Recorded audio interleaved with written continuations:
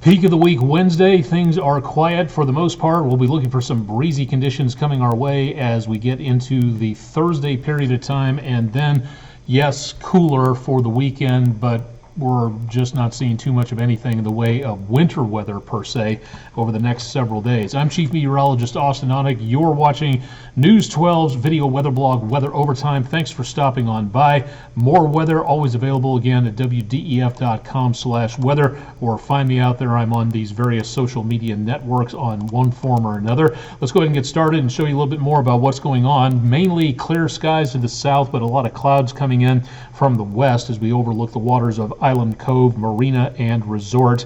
We're continuing to see some fairly calm conditions for tonight, but there could be the potential of some scattered sprinkles out there as we go into the rest of the forecast. Officially, no rainfall registered yet, but it is, again, on the dry side. It's on the early side as well when we record this, so we'll get an update on that precipitation later on. 66 was the high, 10 degrees below record high, which hasn't been broken since 1937, and 47 degrees the low temperature, which is way above our normal for this time of the year, so feeling very much on the mild side across much of the area.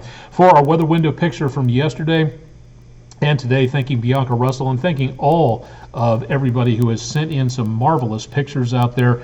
You can find out more at our social media sites, but if you'd like to get your picture on the wall, please send them in to us at pictures@wdef.com or on social media. Find us on facebook.com/WDEF News 12. Our latest storm system is making its way across the country, moving in from the southern United States and deepening, starting to get a little bit on the stronger side. Meanwhile, just beyond the storm system number one, we've got a cold front making its way down to the south and to the east. That's going to be bringing colder air briefly into our area, and that's going to have an effect on our temperatures going into mainly Saturday. The rest of it, really not looking at too much of anything in the way of winter weather. Now, tomorrow morning, windy and the possibility of wet conditions out there, so a little bit of extra time to get to where you're going would not be a bad idea, as those showers, maybe a thunderstorm out there will be a potential problem. Showers will last off and on until early Thursday afternoon, very much on the mild side tomorrow. A little chillier as the clouds part early Friday morning, and then for Friday afternoon, mainly just cloud cover, not seeing a lot of rainfall, so we get a bit of a gap in between the next chance of rain, which will be coming up as we go into the weekend. So for the forecast into Thursday, more chances of rain off and on through the day, lessening as we go into and around the early evening hours, and then finally drying out as we go from Thursday night into Friday, and then we see some more changes coming our way. Severe threat for tonight, Wednesday night into Thursday. Not seeing a lot of problems for us. Yes, we do have the potential of seeing some generic thunderstorms with that rain, but the big threat is going to be well back to our south and west. That's where we could be seeing some pretty good tornadic storms. That threat begins to dive to the Gulf Coast and loses energy. Again, we may see the potential of some areas of thunderstorms, but not seeing a severe weather threat, and even that moves its way off toward the east and the Florida coast. Yes, we will be picking up some rainfall. No, it does not look like too much, but there will be wet roadways for Thursday across much of the area. Again, not seeing a lot of huge amounts of rainfall coming on through. We're also going to see some very breezy winds early tomorrow morning into around midday. We'll see wind gusts topping 30 miles per hour, even 40 miles per hour, which is why the National Weather Service in multiple locations from the Great Lakes all the way down to the Gulf Coast have issued a wind advisory that is in the semi-gray colors. The purple is high wind warnings. Most of that is up toward around the Great Lakes and into the Ohio River Valley. We do have a high wind warning in effect for right along the Appalachians.